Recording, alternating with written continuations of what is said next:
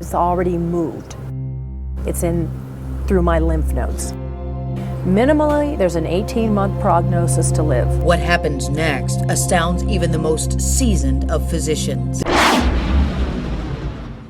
On this week's show, I said, happy birthday to me, happy birthday to me. You now have breast cancer and you can't have a baby. And that's exactly what I sang. Karen Butterton's cancer approach. Take real-life topics, add the unexpected with plenty of inspiration. The result is something entertaining and insightful. We want to tell the story in a way that nobody else can tell it. You know, I'm the funny girl. I'm going to make you laugh. Sometimes crazy, always candid and unrehearsed.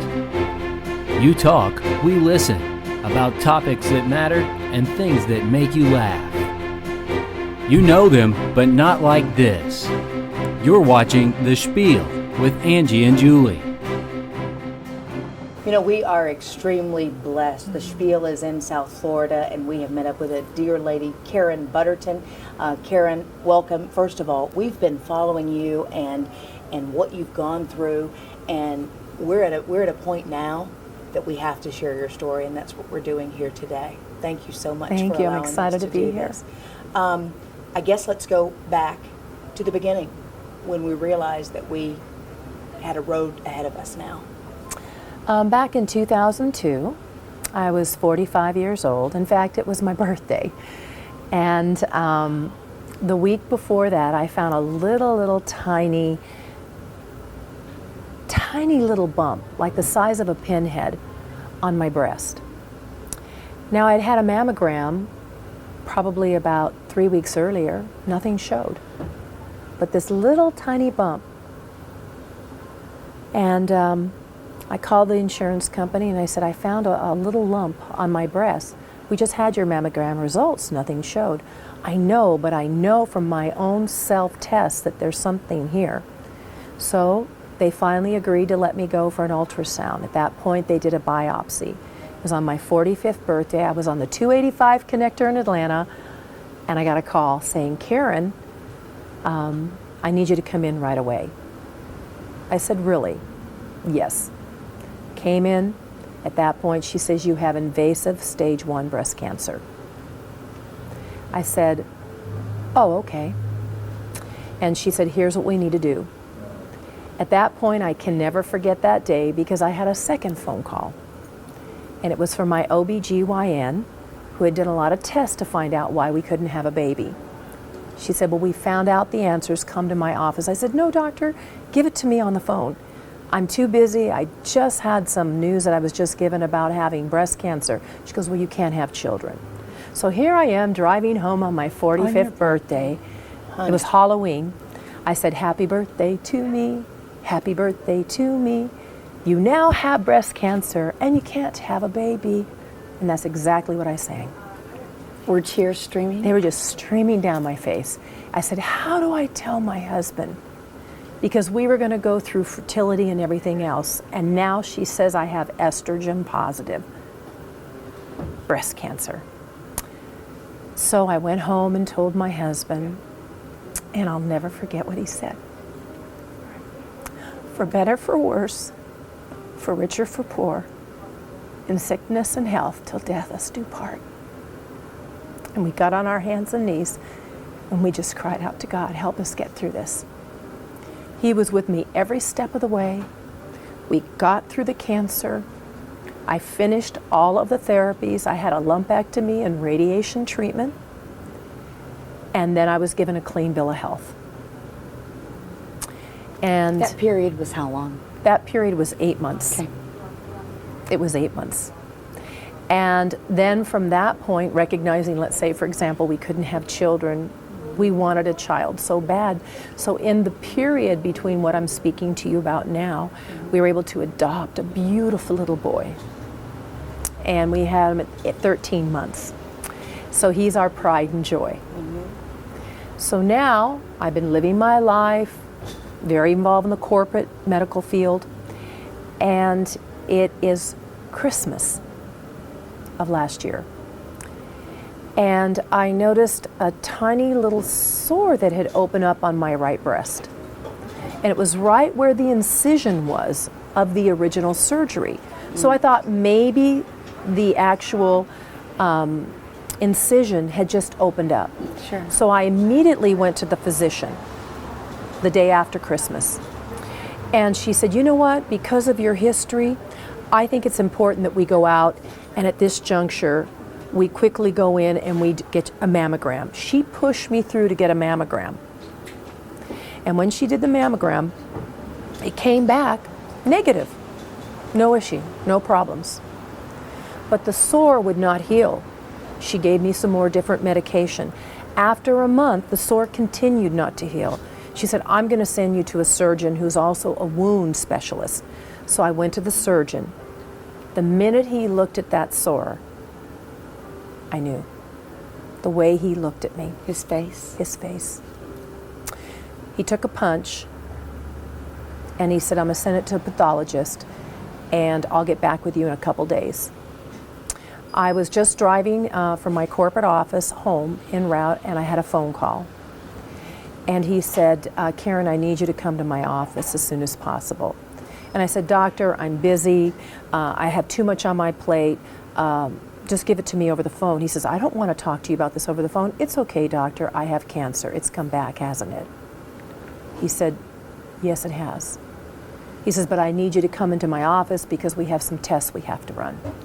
So that Monday I went into the office, and you know, it's very rare that you ever find such an exceptional doctor that has such care and compassion. Yes. This doctor pushed me through within 1 day to get a PET-C scan, and then hounded them for 2 days until he had the interpretation. Normally it takes a week, week and a half. He wanted that interpretation ASAP. And he ordered it for me. He had the PET scan and he said, I have to send you to an oncologist. I said, okay. He said, she's going to go through the PET scan with you. So I made my appointment with the oncologist and she looked at the PET scan.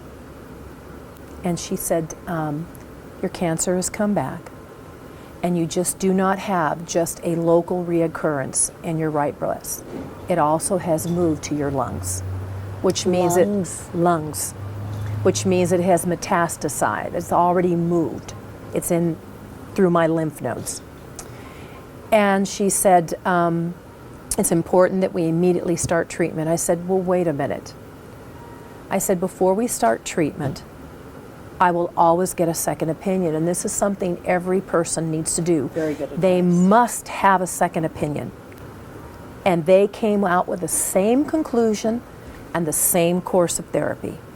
So when I had the same doctors come up with the same conclusion, I knew that would be the right course of treatment for me.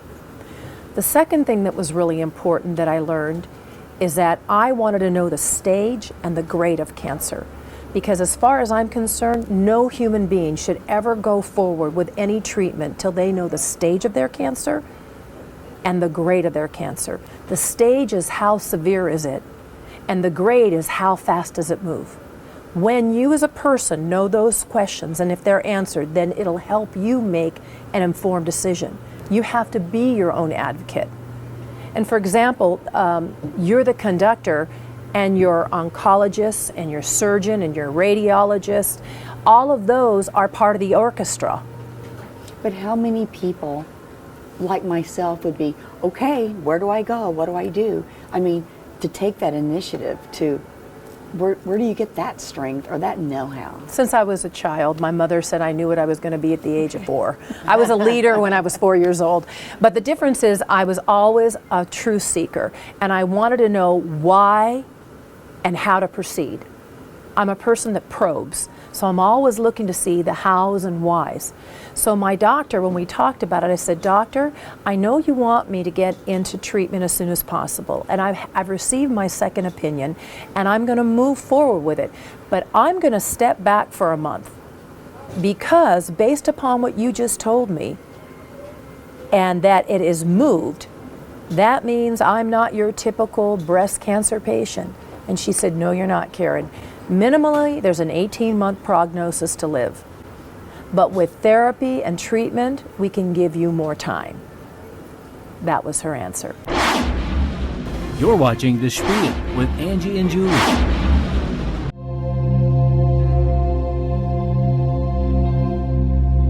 That's what's been fascinating about your story, is that no matter how many times you've been hit, from out in left field, you took control and you knew there were certain things that you had to do, and your findings, even down to nutrition, need Very to be much so. shared.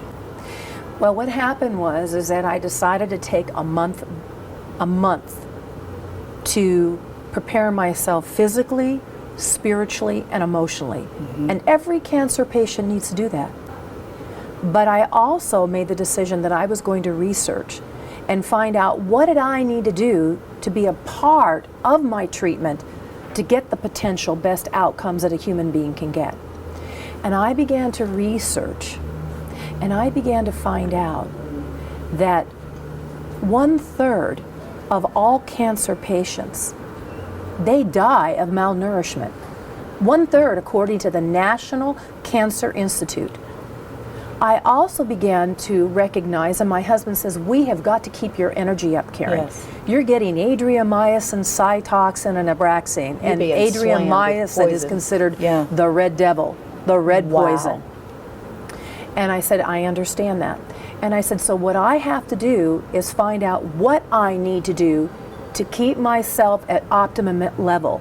And cancer patients don't realize this, but fuel, fortifying their body, is the most important aspect of the cancer treatment, because you've got to stay on the regimen and the dose. You've got to get it every 2 or 3 weeks, because that's going to make you a successful cancer, outcome patient. But if you find yourself not eating, if you find yourself impacted by not filling your body with the proteins and the nutrients you need, what's going to happen is that you're going to find that you're going to get infections, your immune system's going to be down, your body's going to take and pull from what leftover proteins that are in there, and you're going to find yourself unable to continue the course of therapy, because before you're administered chemotherapy, they do blood work. Why? To make sure your body can withstand the treatment. And I can't tell you how many patients I have met whose therapy has been interrupted because of what's happening with their body. My husband had me take special items. And I decided that when I found out that within 1 week, my hair would be gone. Really? I decided to shave it myself, to get a shave, to have my Staying on top of it. Staying on top of it. Why? Because I didn't want my little 5-year-old to see his mommy's hair fall out. That's right. And I can't forget that I was sharing my story with someone, and it was a policeman that was in the audience, and he was weeping during me talking about my story. And he came up afterwards, and I said, why were you weeping? He said, because all I can remember about my mother, and she's dead now, she died of cancer, was watching her hair fall out. I can't tell you how that impacted me, and the fact that you made the decision to have your hair shaved. Plus, I had my son go with me and said, let's go find a wig. And so my son helped me figure out the wig. Back to nutrition. You took the initiative to go search the best nutrition for you. Say someone who doesn't do that, does those doctors tell you what you should be eating and not eating? Do they help you along? What happens is the doctors are busy. They're very busy meeting with the cancer patients and going over where they're at in their state right now, how they're doing in their course of treatment. A lot of times it's your nurses that are inside the infusion center that give you a lot of the helpful tips. Many cases, some oncology practices have registered dietitians on staff. But here's the issue. A lot of patients aren't necessarily encouraged about how important, or even educated how important nutrition is to their outcomes and their success of therapy. So I'm the one that did the study, and I started taking a product that had 110 micronutrients, and because I couldn't keep things down, Right. because it's a part of the cancer treatment, the chemotherapy, that he was giving me these protein shakes and these micronutrient shakes, and I never saw a significant reduction in my weight. I worked every day, never missed one day of work. I never had to go into the emergency room except once, and that's because I had to get on a plane and tell my parents what was going on, and you're not supposed to go on a plane. Oh, I didn't know that. Yeah, you're not supposed to go on a plane. Why is that? Because of infection. Your immune system's down. You're going to get an infection, especially in an airplane. But besides that, I knew that was the outcome of making that decision, but never missed a day of work. How can you do that? Never missed an administration. How can that be when so many patients have these interruptions? So he was feeding me protein shakes. He was feeding me nutrients. And then on top of it, here you're a cancer patient, right? And nutrition plays such an important aspect. But what kind of nutrition? Right. You need items that are going to feed your body. So for example, black beans is very important. I also made sure I had fruits and vegetables and grains when I could eat. But I kept my body alkaline. What were you telling me about celery? Oh, celery is excellent. Excellent for the body and what it can fight. Not only that, but I also took some additional, with my doctor's permission, some additional supplements that would help me during this course. And then I also did something else during my Abraxane treatment. I ate a lot of alkaline foods. And alkaline foods help alkaline your body, because today 90% of all Americans eat acidic food because we're eating all the preserved food, we're eating all the food that's ready to go out the door, where 40, 50 years ago our parents used to eat 90% alkaline food. That's right. And so our body's full of a lot of acid. Well, cancer thrives on acid. That's a known fact. So I started eating like cantaloupe and watermelons, and I stayed away from certain types of berries that had acid, and I ate berries that didn't have acid. And so I started alkalining my body, feeding it cruciferous vegetables. Those are very high antioxidant vegetables, like cabbage, broccoli, arugula for my salads. Everything that would fortify my body and help me get through this. But a lot of patients don't know this. Sure. Right. Your body needs fuel because the chemotherapy is eating up. Taking it away. It's taking it away. And the last thing you want to do is eat. Sure. Because of how it treats you and what it does to your body. Karen, what did your last test show, your last PET scan? Oh, my last PET scan? It was quite exciting. They were hoping to control the cancer with a chemotherapy. So when I had my first test after my chemotherapy, the doctor wanted to make sure that what she was reading was correct, and there was no sign of cancer, either in the local recurrence or in the lungs. And she calls it remission. Then 6 months later, I went in for my second PET scan. There's nothing. I'm clean. And what it said, it was interesting. No cancer evident in the brain, no cancer evident in the breast, no cancer evident in the bone, no cancer evident in the organs. Cancer-free. She says I'm still in a state of remission. And I looked at her and I said, I know you believe that. And I said, and I'm so glad. And I said, but a lot of it has to do with my faith, because I'm like the American Cancer Society. 4 pillars. Those 4 pillars are critical for patients, which is hope, faith, courage, and strength. And I can't tell you, when a woman hears the word, or even a man hears the word cancer, shock. Gloom and doom. You think Fear. wind's Been done. knocked out of you. Fear. Then you move to anxiety. Then you feel absolutely overwhelmed by all the data that's been given to you and you cannot assimilate it. That's why I say you have to step back and think about what is going on. And then you have to advocate for yourself. You have to be your own advocate. And you know, I think people need to think about something very important. Because of the statistics, 1 out of every 2 men will get cancer in their lifetime. And 1 out of every 3 women will experience it in their lifetime. Wow. And 1 out of every 7 women, 7 to 8 women, will experience breast cancer. The question that you have to sit back and ask yourself, which is what I did, I'm a person of faith. It's not about the fact that you've been given cancer and that you're facing it. It was never about the why. We all face detours in our life. It's about God, what do you want me to do with this now? How can I help and serve somebody else? How can I give them something to help them through their detour of life? Because my detour is not a detour, it is a doorway that's leading me someplace else that can help others. And I will tell you this, we are all going to die. The question is when and how you're going to die. Is that not correct? Correct. So the question is not about how you're going to die. The question is how are you going to live? To live. Amen. That's what it's about. And when they hear that word cancer, and especially some stage 3s and 4s, I'm going to die, a fear comes over you. And I kept standing on one promise. He will have no fear of bad news. His heart is steadfast, trusting in the Lord. And it was bad news after bad news. And I did not allow fear to grip me.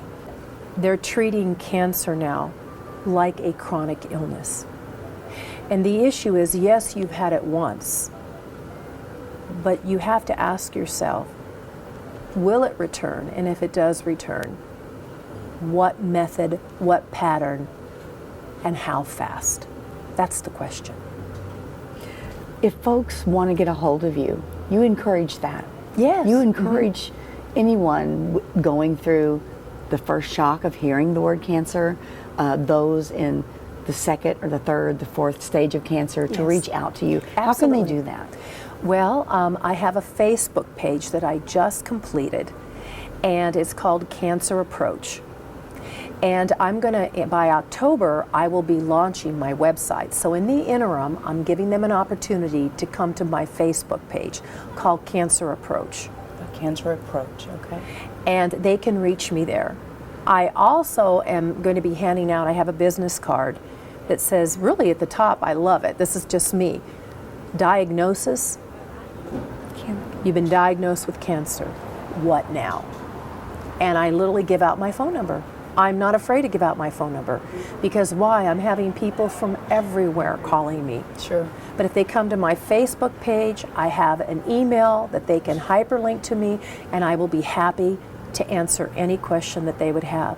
Because the more educated you are, with the more information, the better decision you will make about your clinical pathway, not the doctor's clinical pathway for you.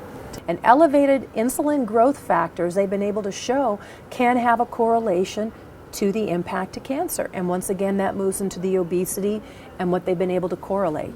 It doesn't end there. I remember being fascinated with a company. And then I found out that this particular company owns 85% of all the seed houses in the world now. And this particular company, a good intent, to stop all the spraying of the pesticides, decided to put within the seed the pesticide itself. And that's what we're putting in our body today, plus the way we're eating. I mean, I found out a tremendous article on the National Institute of Health, which kind of aligned with my alkaline, my own thoughts about alkalinity, and it showed that sodium bicarbonate on the National Institute of Health shows the pH impact to metastases cancer. So I started taking 2 levels of baking soda that doesn't have aluminum in it every single day, along with alkalining my food. And I've got clinicals to substantiate it. When it's on the National Institute of Health and it's documented. And then a third thing that I've done is I've researched, and I found this fermented wheat germ in Hungary. And I found out that it had all this clinical data in the assay tests, and it's called Avmar, and it has benzoquinine in it. And when I did research on the National Institute of Health, I found out a correlation of benzoquinine to the stopping and the killing of cancer cells. So this is what I did it because I heard fermented wheat germ helps you during cancer because your aches and pains and what you go through the body. So just search. You Just have to search. search. I spent 1,000 hours. So when my website comes up, my heart's desire is they can come to cancerapproach.com when it's launched in October. Why? Because it's breast cancer month. Any cancer patient can come on and I'll have different modules, and there'll be the hyperlinks to where they need to go. So that way, instead of having to go to the American Cancer Society or the National Cancer Institute or the National Institute of Health, or like I did a lot of research on the World Health Organization. And I also did a lot of research on the CDC, because the CDC has a lot of information. Are physicians and those people who have been with you on your journey, when you share this story, are you seeing the lights go on where they're saying, well, okay, perhaps that needs to be implemented into care? Or do a lot of people want to chalk it up to, it's a medical miracle? Well, because of my faith, my doctor said to me, she says, I know it's remission, but from your perspective, I know you say God's healed you. I believe he has. Sure. I really believe he has. I believe he also gave you not only the drive, the motivation, he gave you the intelligence. Go find it. You know, if there was something in there that says go find it, there are ways. There are ways. And then he's telling you to go share it. Now you have to Absolutely. go share it. I mean, the 4 pillars of hope, you know, my hope is in the Lord. Faith, you know, faith is what? It's about trusting. And so when I look at my life and who I am, let alone the inspiration that I can give individuals, he's given me a brain. And he says, I'm giving you this brain so that you can go and do your research and then share this with others who don't have the time or the ability in order to do this research, and help them and inspire them. It's not over until it's over. That is it. And I am not a cancer survivor. I know that the American Cancer Society, and we're all saying we're cancer survivors. No, I am not a cancer survivor. Survivor means you're surviving something. I'm a cancer overcomer. Mm-hmm. Why? Because it is not going to impact me whether I live or whether I die. My eyes are on the things unseen. My life, I have a different path, and I can't wait to help other people. Get ready, because I think you're going to be inundated. You know, God has chosen you to do this work. I really believe it. I really believe it. And my heart hurts every time you hear the word cancer for other people. I think I realized how good God is, that he would allow me and honor me to walk this path. I think I would be one to sit down, I've got it, I'm done. You know, there are people like that. I feel I am one of those. And I am so thankful there are folks like you that Blazing the trail. Yes, yes. Mm-hmm. Wow. I like what my son said. It was after I'd completed my therapy and I got my clean bill of health. And I had energy back. You know, you get it back, you know. You still keep doing your job, but you get more and more energy as time goes on. And we were playing, I said, honey, let's make a tent and let's go on a camping trip. So we took sheets and we put them all over the chairs, and we were going lions and tigers and bears, oh my. And we had flashlights and we were playing inside the little tent inside our front room, and we were giggling and laughing. And I'll never forget what my son said. He says, Mommy. I said, yes, honey. And he took his hands and he put them on my face. And he says, you're back. You're back, Mommy. I would like to say to every person that's facing cancer, I am asking them to step back and understand their diagnosis. Yes. The second thing is, understand the staging and the grading of the cancer. Do not think because you move into remission that it's over. Be on top. You have to Keep be your on nutrition. top of it.